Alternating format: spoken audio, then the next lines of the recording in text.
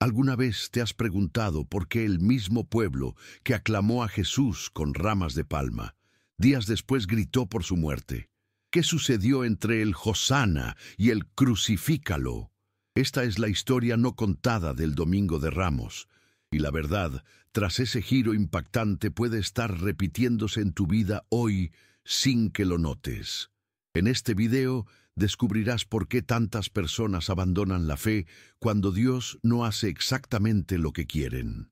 Entenderás cómo la manipulación espiritual cegó a toda una generación y aún ciega a muchos hoy. Y sobre todo, verás cómo Jesucristo, aún rechazado, permaneció firme en el propósito de Dios, para que tú pudieras acceder a un milagro que ningún imperio, religión o multitud jamás podría impedir. Si sientes que tu fe está tambaleando, si ya te has decepcionado de la religión o si buscas un reencuentro real con el Espíritu Santo, este video es para ti. No es solo una clase de historia, es un llamado urgente a despertar espiritualmente. Mira hasta el final y permite que la palabra de Dios confronte, sane y restaure tu caminar. Y antes de empezar, un aviso importante. Más del 70% de las personas que ven los videos de este canal aún no están suscritas. Si este contenido te bendice, suscríbete ahora mismo y activa las notificaciones. Así no te perderás ninguna de las próximas revelaciones bíblicas que transformarán tu vida espiritual. Era el comienzo de una semana que lo cambiaría todo. La ciudad de Jerusalén, normalmente agitada por peregrinos y comerciantes, ahora latía con una expectación casi palpable. El pueblo estaba cansado, oprimido por el peso del Imperio Romano, herido por la ausencia de líderes justos y con el corazón hambriento de justicia. Y entonces Él apareció. Jesucristo, montado no en un caballo de guerra como los reyes de la tierra, sino en un burrito, tal como prevenía la palabra de Dios en Zacarías 9:9. He aquí que tu rey viene a ti, justo y salvador, humilde, montado sobre un asno. Ese detalle aparentemente simple estaba cargado de revelaciones bíblicas. El verdadero rey no vendría con fuerza, sino con humildad, cumpliendo el propósito de Dios de manera inesperada. Y la multitud, conmovida por la esperanza, comenzó a gritar Hosana, expresión hebrea que significa sálvanos ahora. Era como si los corazones se hubieran alineado por un instante con el Espíritu Santo. Y en ese clamor había algo más que emoción. Había fe, una fe que aún no comprendía todo, pero que anhelaba un milagro. La Biblia dice en Mateo 21:8 que la gente extendía sus mantos en el camino y agitaba ramas de palmera, un gesto reservado para los grandes libertadores. Aquello no era solo una bienvenida cálida, era una aclamación real. No estaban simplemente recibiendo a un hombre, estaban proclamando a un Mesías, al ungido prometido por siglos en las Escrituras. Aquello era profético. La generación que presenció esa escena tenía ante sí el cumplimiento de promesas hechas desde Abraham. Y aún sin comprender plenamente, muchos allí reconocían, Dios estaba obrando algo. Pero, como todo mentor sabe, no toda esperanza está bien fundamentada. Y ahí reside el peligro. Muchas personas se emocionaban con Jesús porque creían que Él destruiría a Roma, acabaría con los impuestos y los convertiría en una nación independiente y próspera. Una expectativa humana, política y limitada. En el fondo, muchos querían un libertador que confirmara sus propios planes, no a alguien que los invitara a negarse a sí mismos. Y sin embargo, el Señor no los rechazó. Al contrario, los acogió. Porque aun cuando nuestra oración es inmadura, cuando nuestra fe se basa solo en lo que queremos, Dios es misericordioso. Él sigue llamándonos al verdadero entendimiento, a una relación más profunda con su palabra y con el verdadero reino de los cielos. Imagina hoy a alguien entrando en tu ciudad con la misma propuesta. Un reino de paz, humildad, perdón, sin armas, sin violencia, solo con el poder del amor de Dios. ¿Cómo reaccionarías tú? Tal vez también esperarías un Mesías que resolviera tus problemas inmediatos, pero Jesús no vino solo para sanar dolores momentáneos. Él vino para tratar la raíz, el alma, el espíritu, y eso exige otro tipo de escucha, otra clase de entrega. Cuando miramos esa entrada triunfal en Jerusalén, debemos preguntarnos, ¿qué tipo de rey espero yo? ¿Uno que satisfaga mis deseos? ¿O uno que gobierne mi corazón según el Espíritu Santo? La respuesta define nuestro caminar espiritual, y la Biblia sigue siendo nuestra guía para entender la diferencia entre aclamar y obedecer. Muchos de los que extendían ramas también extendieron dudas pocos días después, porque el entusiasmo de la multitud es como fuego de paja, calienta, pero no dura. Solo la verdadera fe, aquella que se profundiza en la oración, en la renuncia y en la obediencia, sobrevive a los vientos contrarios. Pero mira, amigo mío, Dios no rechaza comienzos pequeños. Él acoge incluso a aquellos que hoy gritan «Hosana» sin entender bien lo que dicen, porque Él sabe que hay un camino entre el entusiasmo y la entrega verdadera. Y ese camino pasa por el corazón quebrantado, por el arrepentimiento, por la apertura al Espíritu Santo. Jesús entró montado en un burrito, pero quiso entrar en el corazón de cada persona, y ahí comienza la transformación genuina.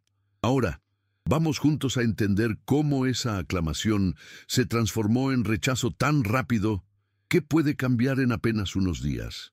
En el calendario, casi nada, pero en el corazón humano, todo.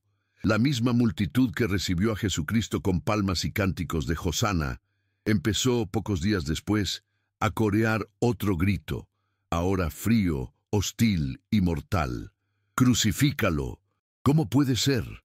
La Biblia, en Juan 12:13 y luego en Juan 19:15, registra ese contraste con precisión. Esto nos enseña que, muchas veces, la fe popular es frágil, basada en sentimientos pasajeros y expectativas equivocadas.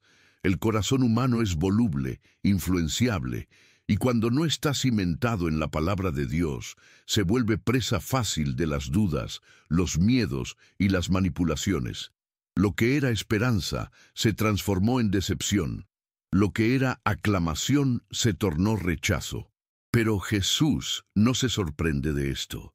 Él ya conocía la naturaleza del hombre y aún así eligió amarlo hasta el fin. Este episodio nos enfrenta con una verdad espiritual que muchos prefieren ignorar. No todos los que alaban son verdaderos discípulos.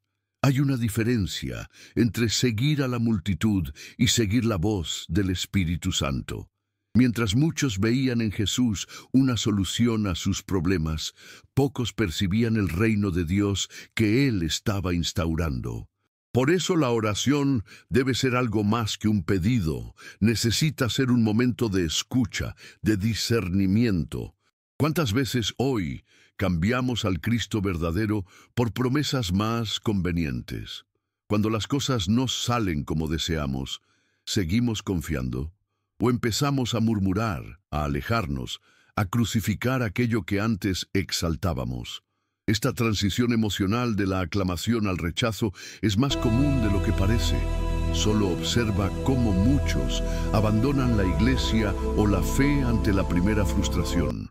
¿Y qué decir del valor de Jesús? Él no cambió su misión ni quiso complacer los ánimos inestables de la gente.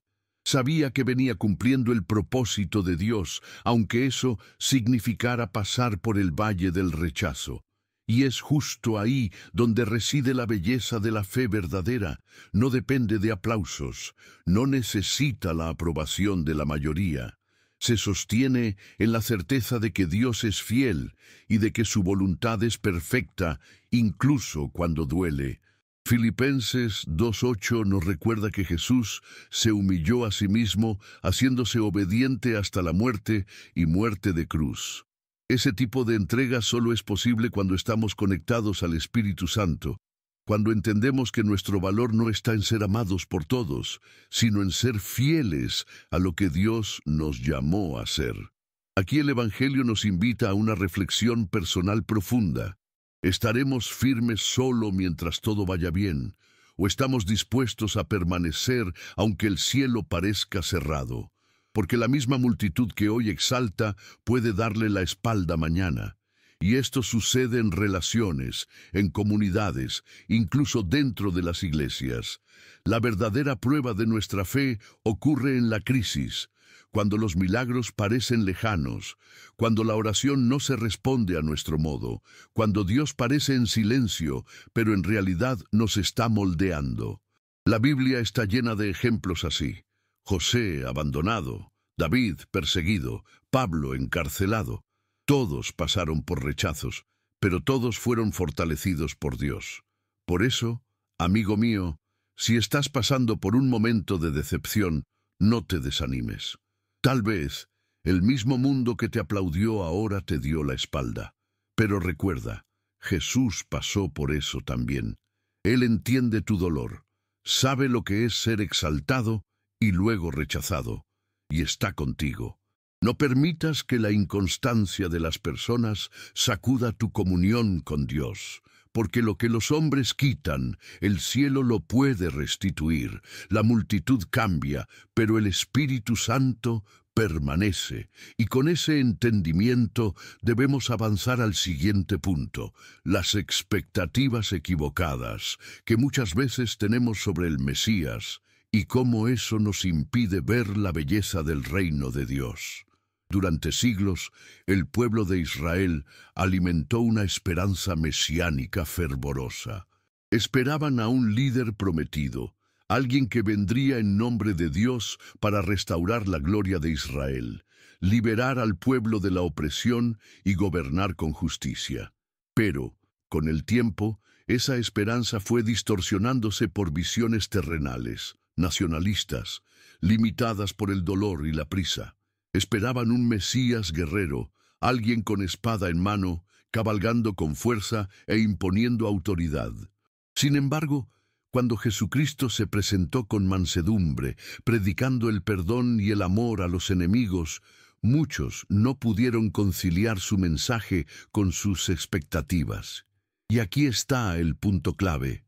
No siempre lo que deseamos es lo que Dios ha preparado. El propósito de Dios rara vez se alinea con nuestras conveniencias, pero siempre es perfecto. La Biblia nos muestra que Jesús vino a instaurar un reino espiritual, no político. Lucas 17, 20, 21 lo revela con claridad. El reino de Dios no viene con apariencia exterior, porque el reino de Dios está dentro de vosotros. Mientras muchos miraban hacia afuera, Jesús señalaba hacia adentro. Mientras los judíos querían la caída de César, él hablaba de la caída del ego. Mientras el pueblo pedía libertad de las cadenas romanas, él ofrecía liberación del pecado. La misión de Cristo nunca fue sobre tronos terrenales, sino sobre corazones restaurados. ¿Y cuántas veces hoy caemos en el mismo error? ¿Cuántas veces buscamos un Jesús que resuelva nuestros problemas financieros, emocionales, relacionales, pero no queremos al Jesús que nos confronta, que nos llama al arrepentimiento? Es más fácil aplaudir a un Salvador que derrote a nuestros enemigos, que someterse a un Señor que nos llama a amar a esos mismos enemigos. Jesús no encajaba en los moldes religiosos ni en las estructuras de poder de su tiempo, y por eso fue tan rechazado. El verdadero Mesías vino con fe, humildad y el poder del Espíritu Santo, no con soldados, sino con siervos, no con armas, sino con palabras que sanaban y liberaban. Aquel que podría llamar legiones de ángeles prefirió lavar los pies de sus discípulos, y eso para muchos era señal de debilidad, pero para Dios era el camino de la verdadera gloria. Como Isaías 55, 8, 9 nos recuerda: porque mis pensamientos no son vuestros pensamientos, ni vuestros caminos mis caminos, dice Jehová. El problema de las expectativas equivocadas es que nos ciegan a lo que Dios está haciendo de verdad. El pueblo no quería un cordero, quería un león. No deseaban la cruz, querían la corona. Y cuando se dieron cuenta de que Jesús no traería lo que esperaban, lo consideraron una amenaza. Esta lección es vital para nosotros hoy. Necesitamos preguntarnos, ¿estaré siguiendo a Jesucristo o solo a una versión idealizada de Él?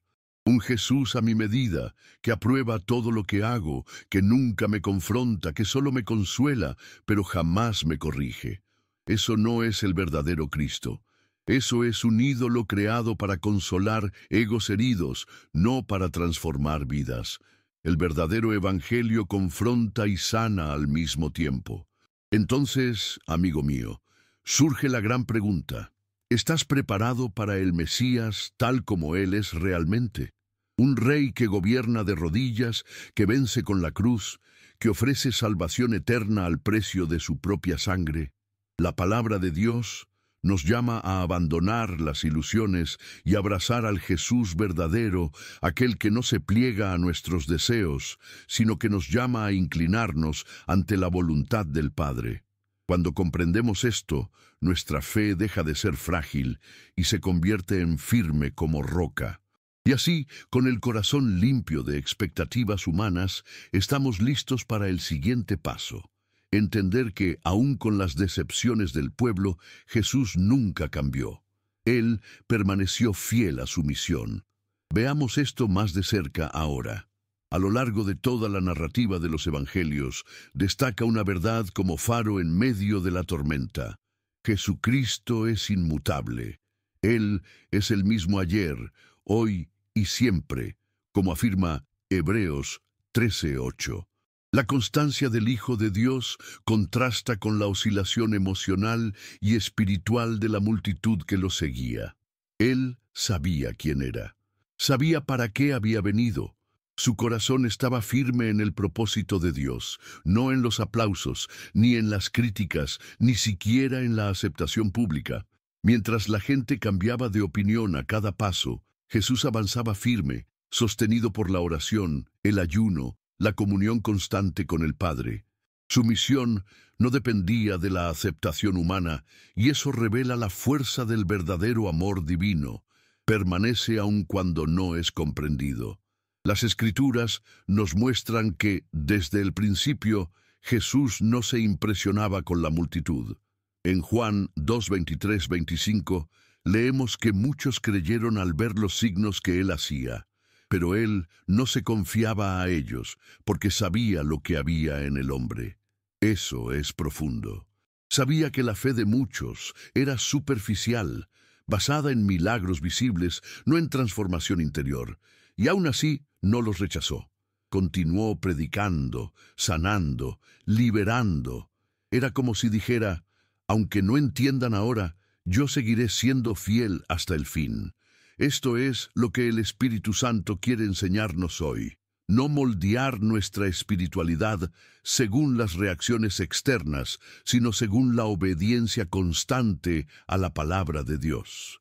Tal vez tú hoy estés lidiando con inconstancias, personas que te apoyaban y ahora se han alejado, promesas humanas que cambiaron, sentimientos que se enfriaron. Sepa que sirves a un Dios que no cambia. Él no se mueve por impulsos ni emociones pasajeras. Él es fiel, aun cuando nosotros somos infieles. 2 Timoteo 2:13. Esta estabilidad de Jesús es el cimiento de nuestra fe. Mientras el mundo cambia de opinión como el viento cambia de dirección, el cielo sigue sosteniendo la misma verdad. El amor de Dios permanece y el plan de salvación no fue escrito con lápiz, fue sellado con sangre. Esto debe generarnos seguridad espiritual, aún en medio de las mayores inestabilidades humanas. Y aquí yace una lección práctica. No vivas basándote en la emoción espiritual. Habrá días en que sentirás la presencia de Dios como un abrazo cálido, pero habrá otros en que todo parecerá silencio. En ambos casos, Dios sigue siendo Dios. La vida cristiana madura no depende de sensaciones, sino de convicciones. Por eso, la disciplina de la oración, el estudio diario de la palabra de Dios, el ayuno y la comunión con los hermanos son tan importantes. Nos mantienen anclados cuando las olas de las emociones tratan de arrastrarnos. Jesús permaneció firme hasta el fin, aun siendo traicionado, negado, humillado, escupido y crucificado, porque Él no buscaba popularidad. Buscaba cumplir el propósito de Dios. Y si queremos seguir a ese mismo Jesús, necesitamos aprender a permanecer, aun cuando todo a nuestro alrededor cambie. Permanece aunque te abandonen, permanece aunque te acusen injustamente, permanece aunque la voz de Dios parezca distante, porque en realidad Él está más cerca de lo que imaginas. Esa fidelidad, esa constancia, es fruto del Espíritu Santo, y es eso lo que nos prepara para discernir lo que viene a continuación. El papel de los líderes religiosos que, viendo a un pueblo inestable, usaron esa fragilidad como arma. No fue con espada que Jesús fue entregado, sino con manipulación espiritual. Vamos a profundizar en esto ahora. Uno de los episodios más inquietantes y actuales de la trayectoria de Jesucristo es la forma en que los líderes religiosos manipularon a la multitud para destruirlo. Hombres que debían guiar al pueblo hacia la luz de la palabra de Dios se dejaron consumir por la envidia, el orgullo y la sed de poder. Lo que vemos allí no es solo una disputa de influencia, sino una verdadera guerra espiritual, donde la verdad fue distorsionada y el propósito de Dios fue desafiado por quienes decían representarlo. En Mateo 27:20, el texto es claro: y los principales sacerdotes y los ancianos persuadieron a la multitud para que pidiera a Barrabás y que hicieran morir a Jesús. No usaron espadas, usaron palabras. Usaron la autoridad religiosa como herramienta de manipulación. Y lamentablemente, esto aún ocurre hoy en día. ¿Cuántas veces vemos a personas siendo alejadas de Dios no por falta de fe, sino por abusos espirituales cometidos por líderes que desvirtúan el Evangelio? Cuando el púlpito se convierte en un trono y la predicación en un instrumento de control, la voz del Espíritu Santo se apaga en el corazón del pueblo. Eso fue lo que sucedió en Jerusalén. En lugar de guiar al pueblo a la oración, al arrepentimiento y al reconocimiento del Mesías, los líderes religiosos llenaron el corazón de las personas con miedo, mentiras y desconfianza. Y lo más aterrador, lo hicieron en nombre de Dios. Esa es la esencia de la manipulación religiosa. No solo engaña, convence al pueblo de que está sirviendo al cielo mientras sirve a sus propios intereses. Por eso necesitamos discernimiento espiritual. La Biblia nos alerta en 1 Juan 4:1. Amados, no creáis a todo espíritu, sino probad los espíritus si son de Dios, porque muchos falsos profetas han salido al mundo. No todo discurso bonito viene del espíritu. No todo líder carismático es un verdadero siervo. Jesús no fue crucificado por criminales, sino por religiosos que se creían justos. Esta verdad debe despertarnos. No basta con tener apariencia de santidad, es preciso tener intimidad con Dios. Y la intimidad nace de la oración, de la lectura diaria de la palabra de Dios, de la humildad para escuchar y de la valentía para obedecer, incluso cuando eso nos cuesta la aprobación de los hombres. Y más aún, la manipulación religiosa solo es eficaz cuando encuentra corazones desprevenidos, sin raíces. Por eso, nunca delegues tu vida espiritual. No dependas solo de prédicas y líderes. Busca tú mismo conocer al Jesús de las Escrituras. Alimenta tu fe con profundidad. Jesús mismo dijo en Juan 8:32, y conoceréis la verdad, y la verdad os hará libres. Si el pueblo supiera quién era Jesús, si conocieran verdaderamente las Escrituras, no se habrían dejado engañar tan fácilmente. La verdad es que muchos prefieren ser manipulados, porque así se eximen de la responsabilidad de pensar, discernir y obedecer por sí mismos. Pero el Evangelio exige madurez espiritual. En este contexto oscuro de manipulación, la luz de Cristo brilla aún más fuerte. Él podría haberse defendido, podría haber probado su inocencia, pero eligió el silencio, eligió confiar en el propósito de Dios y no entrar en el juego de los hombres. Y esa firmeza es la que necesitamos desarrollar en nuestro caminar. No buscar vencer disputas humanas, sino permanecer en paz con Dios. Aun cuando seamos malinterpretados, calumniados o utilizados como chivos expiatorios, debemos recordar que Jesús pasó por eso primero, y Él venció. Con eso en mente, estamos listos para adentrarnos en el siguiente punto: descubrir por qué tantos rechazaron el verdadero reino de Dios, prefiriendo un rey que se ajustara a sus deseos. La mayor tragedia de la humanidad no es la ausencia de Dios, sino la negativa a aceptar al Dios verdadero. El rechazo de Jesucristo por parte de la multitud, de los líderes religiosos e incluso de sus discípulos en ciertos momentos, revela un dolor que aún resuena. Muchos no quieren el reino de Dios. Solo quieren un reino que satisfaga sus deseos. En Juan 18:36, Jesús le dice a Pilato: «Mi reino no es de este mundo». Esta afirmación fue un punto de inflexión. El pueblo quería un trono en Jerusalén, pero Él ofrecía un trono en el corazón. Querían fuerza. Él trajo mansedumbre. Esperaban guerra. Él predicaba paz. Este contraste entre expectativa y realidad hizo que muchos rechazaran el mayor regalo que el cielo ha dado a la tierra. Aquí está el punto más profundo. Jesús no vino a confirmar las voluntades humanas, sino a confrontarlas. El verdadero evangelio es incómodo porque nos saca de la zona de confort.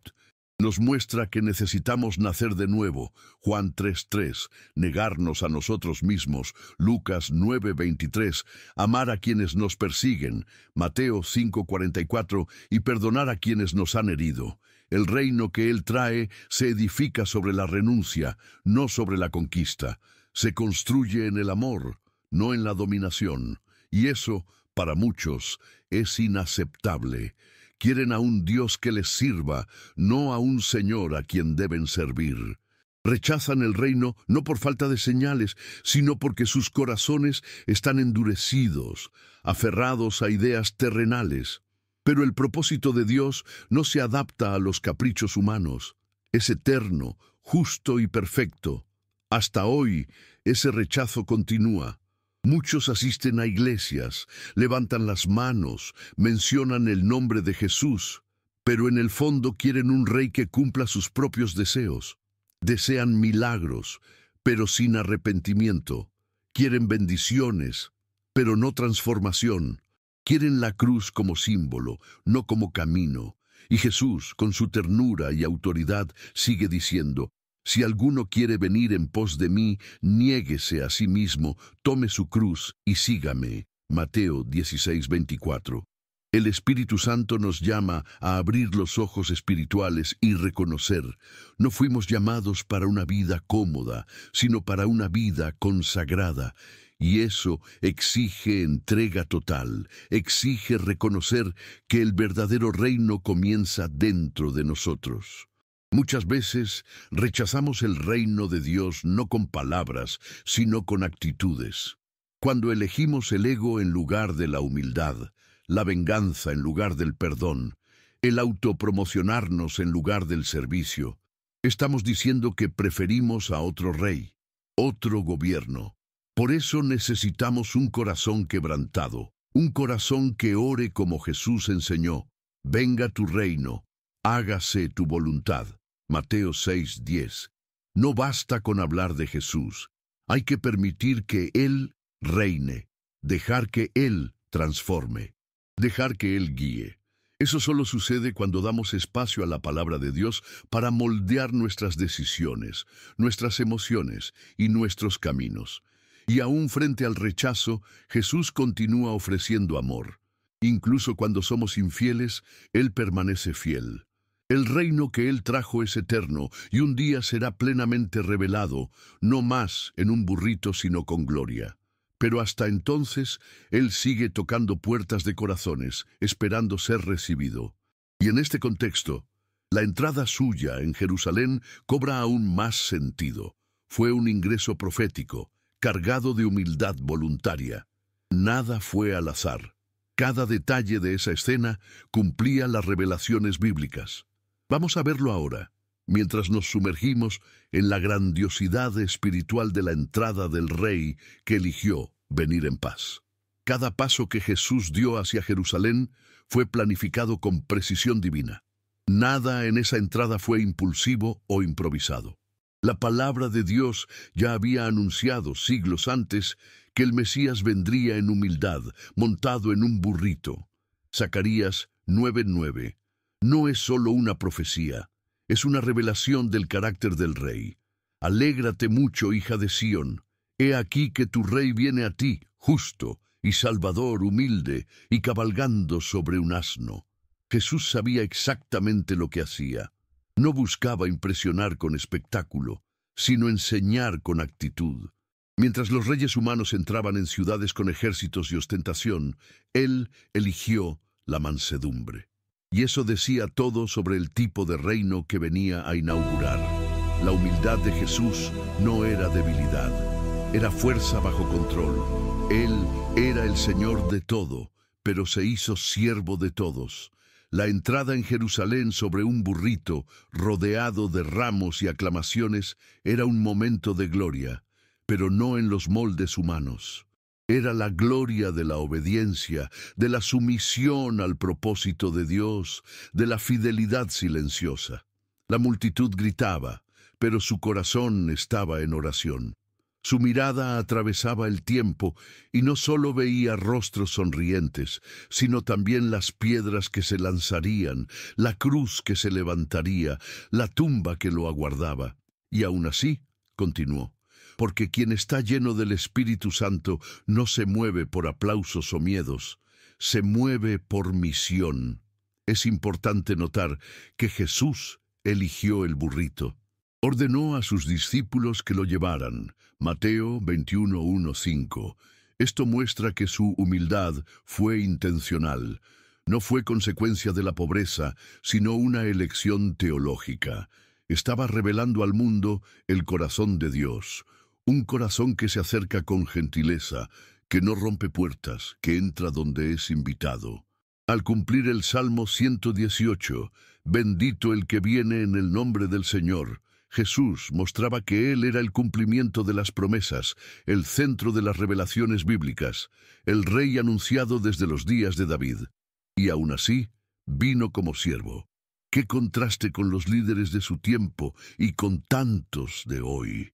Ese gesto también nos enseña cómo debemos acercarnos a las personas. Si Jesús, siendo el mismísimo Hijo de Dios, vino con humildad, ¿cómo podemos nosotros actuar con arrogancia? La entrada triunfal nos llama a examinar nuestra postura. ¿Entramos en las situaciones de la vida buscando controlar o servir? ¿Queremos ser exaltados o transformar? La verdadera grandeza está en humillarse. Y esto no es fácil, pero es divino. La humildad voluntaria de Cristo debe ser nuestro modelo en el hogar, en el trabajo, en las relaciones. Cuando permitimos que el Espíritu Santo moldee nuestra naturaleza, comenzamos a ver grandeza en el acto de escuchar, de ayudar, de guardar silencio, de dar. Y eso es vivir el reino aquí y ahora. Así, cada detalle de aquella entrada revela un Dios que no busca dominar, sino habitar. Un Rey que no impone, sino invita. Un Señor que no exige adoración, sino que se hace digno de ella. Y Él sigue entrando ya no en Jerusalén, sino en los hogares, en las iglesias, en las almas que se abren en oración y arrepentimiento. El burrito pasó, los ramos se marchitaron, pero la presencia del Rey aún se manifiesta donde hay espacio para la humildad. Y ahora, con esa imagen viva en mente, contemplemos lo que Él hizo a continuación.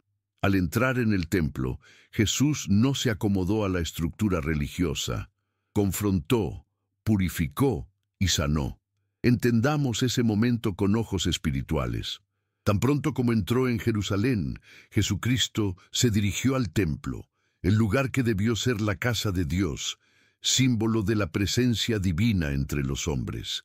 Pero lo que encontró allí fue un reflejo distorsionado del propósito original.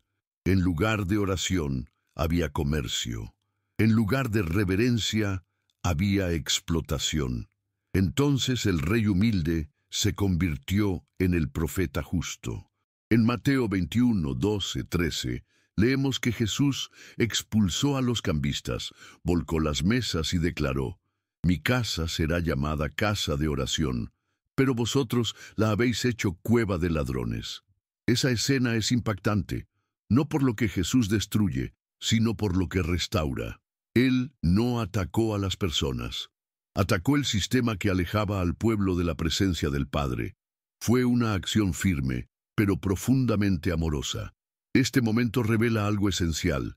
Dios no tolera una religiosidad vacía. Cuando la espiritualidad se convierte en comercio, espectáculo o manipulación, pierde su poder. Jesús purificó el templo para enseñar que el espacio sagrado debe ser un lugar de encuentro con el Espíritu Santo, no una vitrina de intereses personales. Y más aún, apuntaba a un templo aún más importante, el corazón humano. En 1 Corintios 3:16, Pablo afirma: ¿no sabéis que sois templo de Dios y que el Espíritu de Dios mora en vosotros?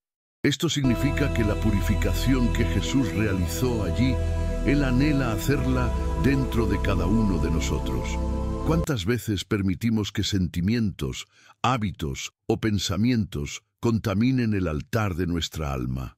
Poco después de esa limpieza radical, Jesús hizo algo que pocos esperaban. Comenzó a sanar a ciegos y cojos que estaban en el templo, Mateo 21:14. Esto es tremendo. No solo eliminó la corrupción, restauró el propósito. El templo no fue construido para excluir, sino para acoger. Los marginados, antes rechazados, ahora eran sanados justo allí, donde antes les impedían el paso. Esto nos muestra que Dios no limpia con ira, sino con amor. Él remueve lo que está mal para que florezca lo que es santo. Cuando permitimos que el Espíritu Santo purifique nuestra vida, es porque Él quiere usarnos para algo mayor. Quiere transformar el templo en fuente de milagros, de sanidad, de reconciliación con el cielo. Y este contraste entre la religiosidad aparente y la acción genuina del reino es una poderosa advertencia. Podemos estar rodeados de símbolos sagrados y aún así lejos de Dios. Podemos pronunciar el nombre de Jesús, pero estar bloqueando el acceso de las personas al amor de Cristo. El templo solo vuelve a ser casa de oración cuando dejamos que Jesús tome el control. Cuando permitimos que Él voltee nuestras mesas internas, deshaga nuestras rutinas de fe automáticas, rompa las estructuras de ego que hemos edificado dentro de la religión. Y cuando eso sucede, comenzamos a ver a nuestro alrededor a personas siendo sanadas, relaciones restauradas, y nuestra alma llena de la presencia de Dios. Porque donde hay espacio para Jesús, hay vida. El templo en Jerusalén fue impactado aquel día, pero la mayor transformación apenas comenzaba. Jesús nos enseñó que el verdadero templo no son las paredes, es el corazón dispuesto a ser la morada de Dios. Cuando Él limpia, es porque quiere sanar. Cuando confronta, es porque desea liberar. Cuando se manifiesta, nada permanece igual.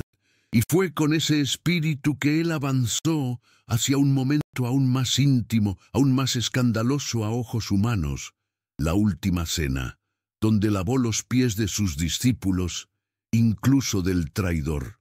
Sentémonos a la mesa ahora, con reverencia y atención, para entender lo que el Rey de Reyes quiso enseñarnos con ese gesto de amor puro. La última cena no fue solo una comida de despedida, fue una lección viviente sobre el amor divino en su forma más radical. Jesús, sabiendo que la cruz lo aguardaba, decidió convertir esa noche en una enseñanza eterna.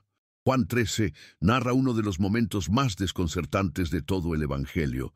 El Hijo del Dios Altísimo, el Verbo hecho carne, se levanta de la mesa, se quita el manto, se ciñe una toalla, toma una palangana con agua y comienza a lavar los pies de los discípulos. Sí, incluso los de Judas, el traidor. Ese gesto escandalizó todas las expectativas. Mientras los discípulos aún debatían quién sería el mayor en el reino, Jesús demostraba en la práctica lo que significa vivir el reino de Dios. Es imposible contemplar esa escena sin sentirse confrontado. ¿Qué tipo de fe hemos vivido? ¿Estaremos dispuestos a lavar los pies a los demás, incluso a quienes nos han herido? La humildad de Jesucristo no era teatral, era real, voluntaria, llena del Espíritu Santo. Él sabía todo, de la traición de Judas, de la negación de Pedro, de la huida de los demás, y aún así eligió amar.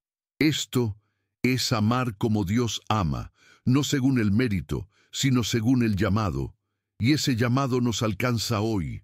La palabra de Dios no nos invita a que nos sirvan, sino a servir. El mayor entre vosotros será el siervo de todos. Marcos 10:44. Y esa es la esencia del reino que Él vino a instaurar. Un reino que comienza en la palangana y la toalla, no en el trono. En esa misma cena, Jesús instituyó la nueva alianza. Tomó el pan, lo partió y dijo: «Esto es mi cuerpo, que por vosotros es dado». Lucas 22:19. Luego alzó el cáliz.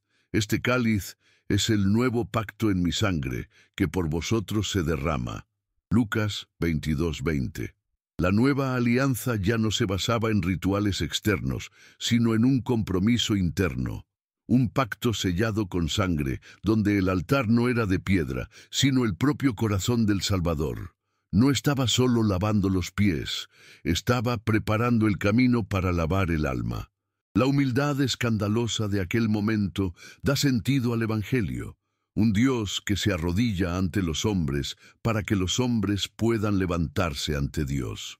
Y ese gesto no es solo simbólico, es práctico. Nos invita a transformar nuestra espiritualidad en acción. La oración no puede estar desconectada del servicio.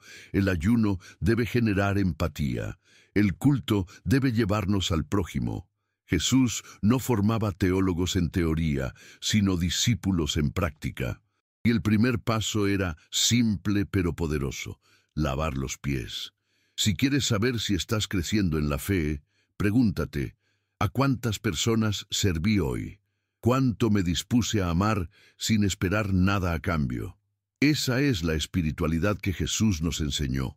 Y también es la vida que más agrada al corazón de Dios, una vida que refleja la humildad escandalosa del Salvador. Y así, tras partir el pan, derramar el vino y lavar los pies, Jesús se levanta con el corazón firme. Desde el cenáculo camina hacia el huerto, donde el dolor y la agonía lo esperan.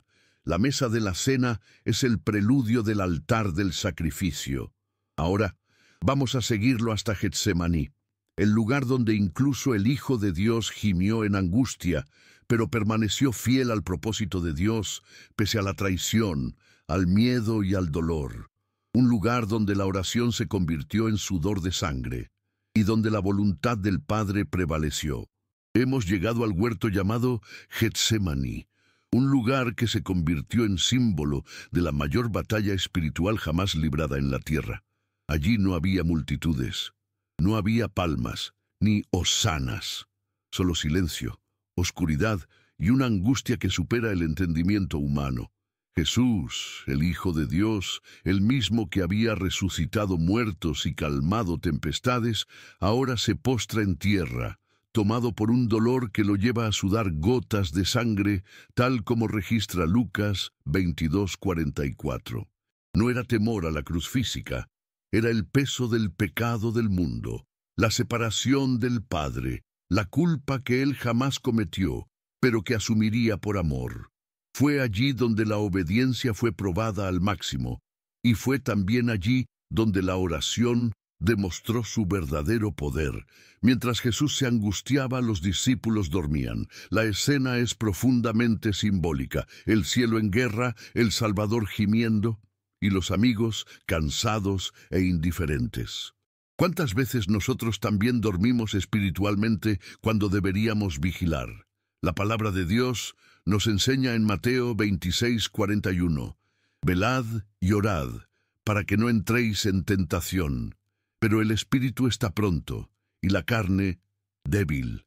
La verdad es que muchos quieren estar con Jesús en el banquete, pero pocos resisten la madrugada de Getsemaní.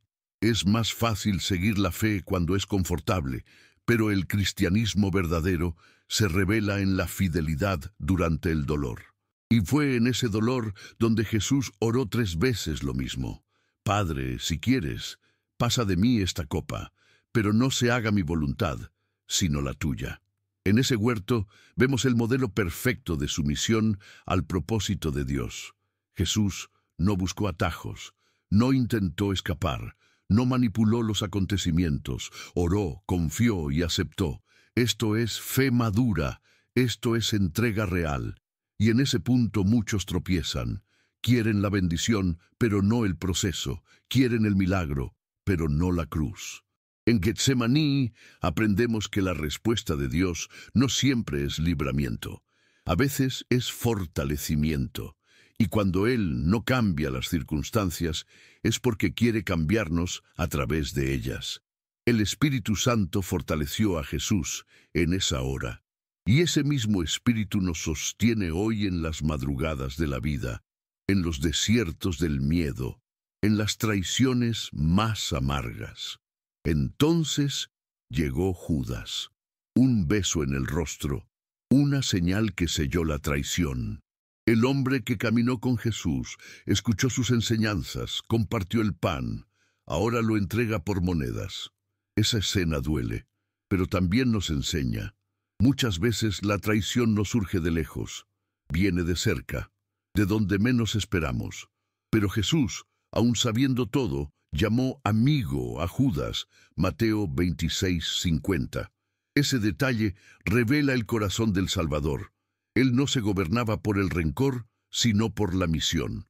No permitió que la traición de Judas lo apartara del propósito de Dios.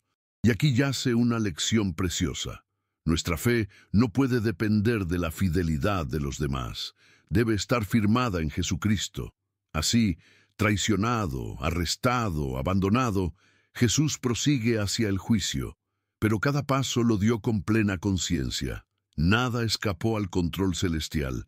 Getsemaní nos muestra que la oración no solo cambia las situaciones, cambia a quien ora. Y cuando el Espíritu nos fortalece, podemos avanzar, aun con el corazón desgarrado. Es momento de acompañar al Cordero de Dios hasta los tribunales humanos, donde la justicia fallará, donde amigos lo negarán, donde el pueblo clamará por su muerte. Veamos ahora cómo se desenvuelve el juicio más injusto de la historia, y cómo, aún así, la voluntad de Dios prevalece. La madrugada avanza y, con ella, el plan celestial se abre paso en silencio. Jesús, ya preso, es llevado ante los líderes religiosos para ser juzgado, pero no hay justicia en ese tribunal. Lo que vemos es una farsa vergonzosa, donde las decisiones ya estaban tomadas antes incluso de formular las preguntas. Mateo 26:59 revela: los principales sacerdotes y todo el Sanedrín buscaban falso testimonio contra Jesús para condenarlo a muerte. Buscaban. Esto muestra que el objetivo jamás fue la verdad, fue la condena. Jesucristo, el único verdaderamente justo, ahora era juzgado por hombres que se llamaban a sí mismos justos, pero tenían el corazón corrompido. Y Él no se defendió. Eligió el silencio, porque su misión no era escapar, sino cumplir el propósito de Dios. Mientras tanto, afuera se desarrollaba otro drama. Pedro, el discípulo valiente, ahora negaba conocer a su maestro. 3 veces, por miedo, por vergüenza, por desesperación. Y la Biblia dice que, al cantar el gallo, Jesús miró hacia él. Lucas 22:61. Esa mirada no fue de condena, fue de misericordia. Incluso negado, Jesús permaneció firme. Esto nos enseña que aún los más cercanos pueden fallar, pero la fidelidad de Cristo no depende de nuestra. Él permanece, incluso cuando caemos. Y si hoy llevas culpa por haberte equivocado con Dios, recuerda, el mismo Jesús que miró a Pedro con amor, te está mirando ahora. Hay esperanza, hay perdón, hay restauración. Y así, traicionado, apresado, Jesús sigue hacia Pilato.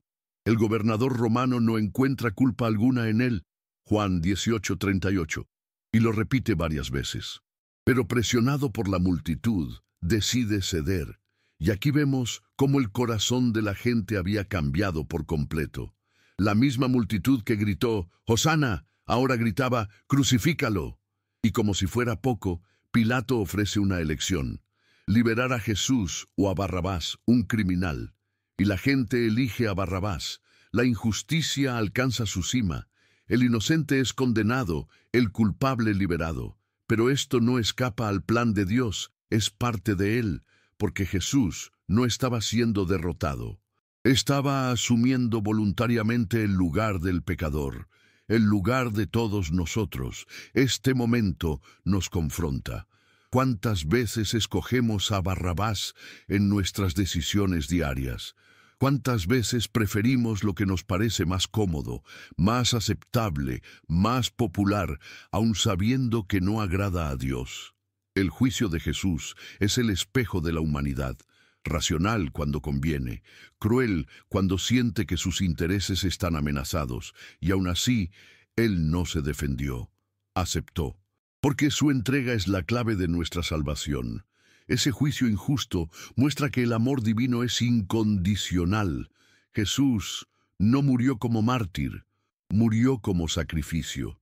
La injusticia humana fue el escenario donde el amor de Dios brilló con mayor fuerza.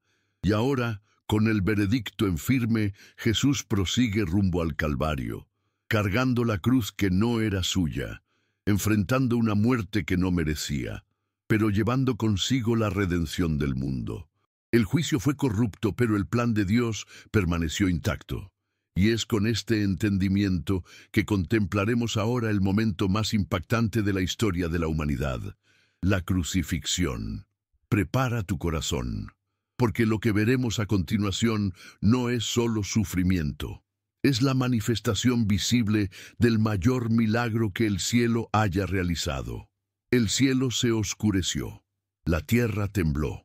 Y colgado entre el cielo y la tierra estaba el Hijo de Dios, desnudo, ensangrentado y rechazado.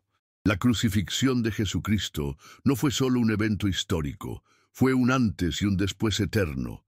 Isaías ya lo había profetizado. Él fue traspasado por nuestras rebeliones, molido por nuestras iniquidades. Isaías 53:5. Allí, en lo alto del Gólgota, el Cordero Perfecto se entregaba no por obligación, sino por amor. Cada clavo que perforaba sus manos y pies era en realidad un puente construido entre el hombre y el Padre. Y en medio del dolor insoportable, aún halló fuerzas para perdonar. Padre, perdónalos porque no saben lo que hacen. Lucas 23:34. Eso no es solo compasión. Eso es el propio corazón del Evangelio. La cruz, instrumento de tortura y vergüenza, se convirtió en el mayor símbolo de redención de la historia humana. Allí, Jesús recibió burlas, fue traspasado, sintió sed, fue abandonado, incluso por el Padre. Dios mío, ¿por qué me has desamparado? Mateo 27:46. Esa pregunta llena de dolor revela el peso del pecado asumido por un inocente. Él no solo murió, Él murió en nuestro lugar. Y lo que parecía derrota era en verdad la mayor victoria espiritual jamás registrada. El velo del templo se rasgó de arriba a abajo. Mateo 27:51, simbolizando que el acceso a la presencia de Dios estaba abierto. La separación terminó. El pecado fue pagado. El milagro de la reconciliación se realizó con sangre. Incluso en el clímax del dolor, Jesús siguió salvando. A su lado, dos ladrones. Uno se burlaba, el otro clamaba por misericordia. Y Jesús, con el aliento casi extinguido, le responde: «Hoy estarás conmigo en el paraíso». Lucas 23:43. ¡Qué gracia escandalosa! ¡Qué amor inexplicable! Él no esperó a que el hombre descendiera de la cruz, ni le pidió buenas obras o perfección, solo fe. Y esa fe todavía hoy transforma vidas. No importa cuán lejos estés, cuán manchada esté tu historia, la cruz tiene poder para alcanzarte. El Espíritu Santo sigue obrando a partir de ese sacrificio. Lo que sucedió en el Calvario aún resuena hoy. Hay perdón, hay sanidad, hay una nueva oportunidad. Y cuando Él declaró: «Consumado es», Juan 19:30, no era rendición, era anuncio. La deuda fue saldada, la justicia fue satisfecha, la muerte comenzó a perder su fuerza. Él no murió solo por nosotros, murió como nosotros, para que pudiéramos vivir como Él. Ese amor nos constriñe, nos transforma, nos llama a un nuevo estilo de vida. Una vida donde la oración no es formalidad, sino conexión, donde la palabra de Dios no es un libro, sino pan diario, donde la fe no es teoría, sino práctica viva. La cruz nos insta a abandonar el orgullo, la religiosidad vacía y seguir a un Salvador que lo dio todo para darnos todo. Pero la cruz no fue el fin. El cielo ya lo sabía. El infierno por un momento creyó haber vencido, pero el tercer día se aproximaba, y con él la gloria que ninguna tumba podría contener. La muerte de Jesús fue redentora, pero su resurrección fue triunfante. Ahora prepárate para caminar hasta la tumba vacía y presenciar el mayor acontecimiento de la historia humana. La resurrección gloriosa del Rey de Reyes, del Señor de la vida, de aquel que venció al pecado y abrió las puertas de un reino eterno. En el amanecer del tercer día sucedió lo imposible.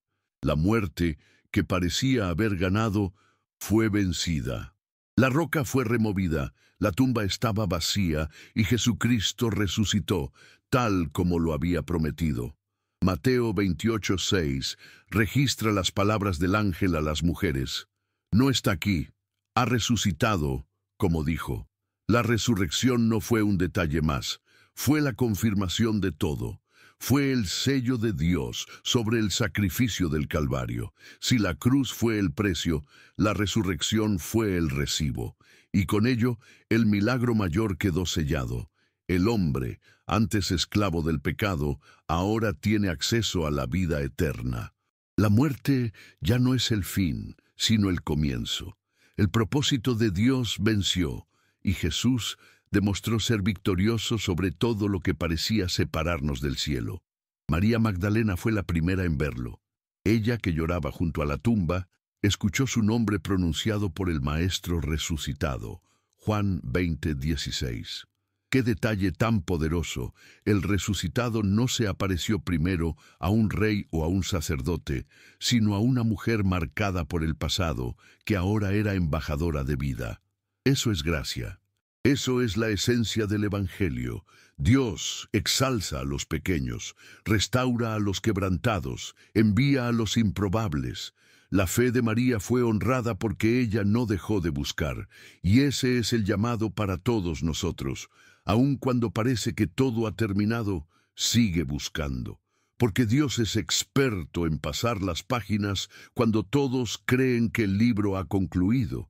Jesús se apareció a los discípulos, entró en lugares cerrados, partió el pan, tocó las heridas de Tomás, mostró que el cuerpo glorificado aún portaba marcas, pero ahora marcas de victoria. Él no solo venció a la muerte, venció con amor, con presencia, con paz. La paz sea con vosotros, dijo repetidamente. Juan 20:19. El Cristo resucitado no regresa para juzgar, regresa para enviar, envía al Espíritu Santo, capacita, y así los discípulos temerosos se convirtieron en apóstoles valientes. La palabra de Dios, ahora viva y encarnada de nuevo, se volvió mensaje viva que explota en todas direcciones, alcanzando pueblos, naciones, siglos, incluso a mí y a ti. La resurrección no es solo un evento pasado, es una realidad presente. Cada vez que alguien se levanta del pecado, es un eco de la mañana de la resurrección. Cada vez que alguien ora con fe, perdona, comienza de nuevo, ama, es la vida de Cristo latiendo en el mundo. El reino de Dios sigue expandiéndose a través de vidas rendidas. La tumba vacía sigue hablando. ¿Y qué dice? Dice que no hay condenación para los que están en Cristo. Dice que el fracaso no es el fin. Dice que Jesucristo vive intercediendo por nosotros. Y eso lo cambia todo, cambia la manera en que enfrentamos el dolor, cómo vemos la muerte, cómo vivimos la esperanza. Por eso, hermano mío, hermana mía, que esta verdad viva transforme tu jornada. La resurrección de Jesús es la razón por la que oramos, predicamos, perdonamos, lloramos y volvemos a empezar. Porque sabemos que el final no es la cruz, es el trono. Él vive. Y por eso podemos enfrentar cualquier tumba de la vida con fe. Ahora que hemos recorrido todos los pasos de la pasión, muerte y resurrección, te invito a permanecer firme, a mantener viva tu llama espiritual, porque el mismo poder que resucitó a Jesús está disponible para transformar tu historia. Y en los próximos minutos, quiero entregarte algo que puede revolucionar tu vida espiritual. Pero antes, preparemos el corazón para la introducción que te hará ver el Domingo de Ramos como nunca antes lo viste. Ahora que has visto cómo Jesús fue aclamado y rechazado en tan poco tiempo, te pregunto, ¿qué Jesús has estado siguiendo? ¿El que confirma tus deseos o el que confronta tu alma? Comparte aquí en los comentarios qué fue lo que más te conmovió en este video y cómo Dios te habló a ti. Si este mensaje impactó tu fe, suscríbete al canal ahora mismo y activa las notificaciones. Esto es esencial para que sigas recibiendo contenidos transformadores que profundizarán tu caminar con Dios. Y no te vayas todavía. El próximo video que aparecerá en tu pantalla trae una revelación bíblica que pocos conocen y puede ser exactamente lo que necesitas escuchar hoy. Haz clic en él ahora y continúa tu jornada rumbo al propósito que Dios tiene para tu vida.